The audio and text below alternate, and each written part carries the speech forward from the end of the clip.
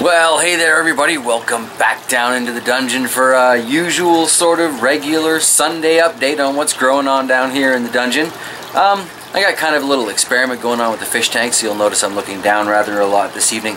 But I got some frozen raspberries and I figured I'd throw them in there, see if these feeder fish would go off those, and maybe have another source of food for them. Who knows? It's I enjoy them, maybe they will too. Yeah, anyway, so let's get looking around the garden here. There's not a lot that you haven't seen recently because, you know, coming off that 30 and 30, we looked around at these things rather a fair bit. But I did actually move a few things around yesterday, the day before. So let's take a look and just see what's different. Alright.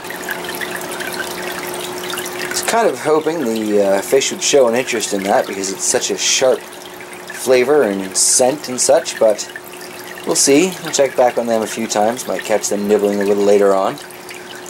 Here we've got the El Oro with its accompanying mint at the bottom there. Accompaniment. Terrible. Got the Sugar Rush Red. And I can definitely see bits of growth on here. So I'm not calling it dead for that one yet. Yellow Scorpion in the back there. I've recently freshened up its tag, so I'm very hopeful for that. Devil's Heart here. Pretty much toast, but there is a seedling popping up from the Devil's Heart seeds that I just threw down. Moved the elderberry bush in its Folgers can. It's still not actually planted in, but it's less in the way. You'll notice I finally got around to pruning the aquaponic. Had to happen sooner or later. And also, from the world of finally got around to it, the green onions now have a more proper home. I cut those just yesterday, and that's already grown that much. I love green onions for that. They're like mint. It's hard to feel like you're not a good gardener when you have these things that are almost unkillable in your garden. Speaking of mints, those cuttings are doing very well. I rearranged the lights. This one's considerably further up the flag than it used to be. Made room for the sand dollar here.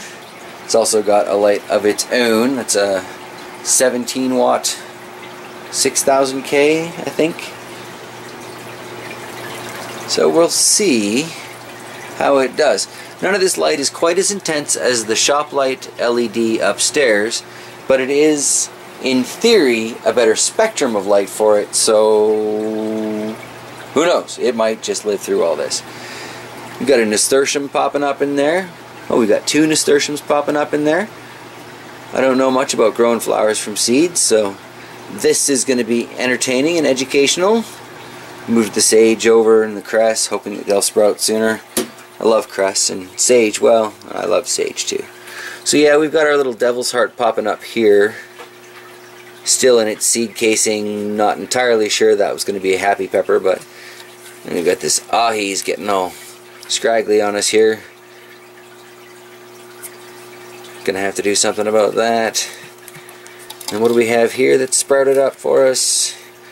Chocolate Naga Brain. Oh, that sounds painful. Alright, cool. So, not the success rate I was hoping for. Taking a little longer to get those peppers germinated than I had originally planned on, but such is life. Got some more peppers here doing very well. All these shard seeds just going insane. More of those popping up every day. These leeks are doing just great.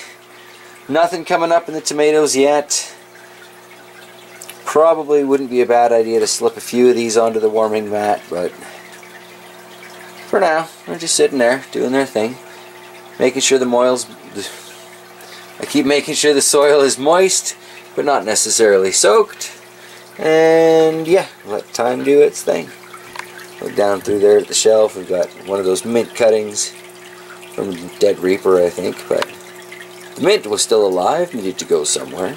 All these plants on the shelf are enjoying life nicely spread out at the moment.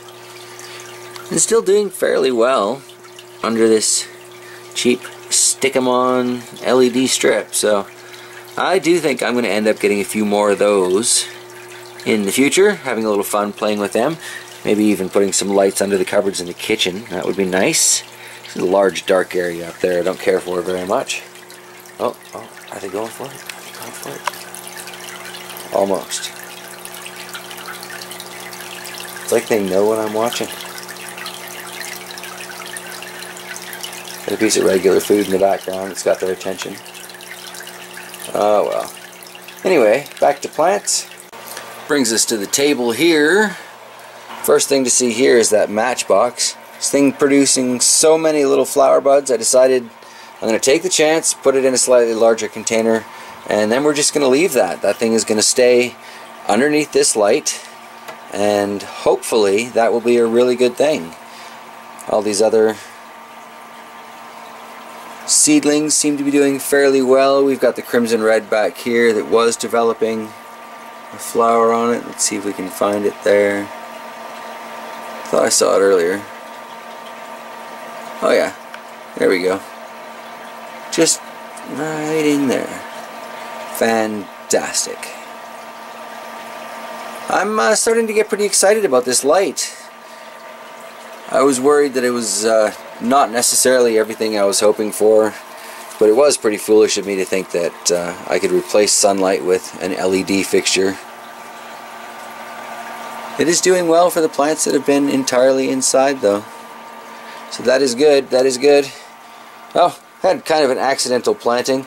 This is a whole bunch of sand dollar pepper seeds. I knocked them over into the dirt, had to scoop them up. They got all mixed up and contaminated, so I figured what the heck, and planted them. There's probably a good 30 of them in there. We'll see how many come up. Hopefully quite a few. Wouldn't mind having a few of those plants around. It's a very interesting looking little pepper. The pitcher plant in the background there. Still hopeful that thing will come back to life. The catmint there. And coffee tree. So yeah, things are looking alright under this light. Not too many of the plants that I tried to keep over the winter, but I still count 5 technically listed as alive, so it's not bad. I was down to the sand dollar by this time last year, which, you know, technically is still around. So, yeah, improvements. And I think that's about where I'm going to wrap up today's video. Thank you guys for sticking with me through that 30 and 30 challenge, and well, just thank you for sticking around in general. I am going to boot scoot out of here. Don't know if I'm going to put another video up tomorrow. It would be nice to kind of have a day of rest, as it were. But we'll see. I might. You'll have to check back to know for sure, I guess. I will see you guys later.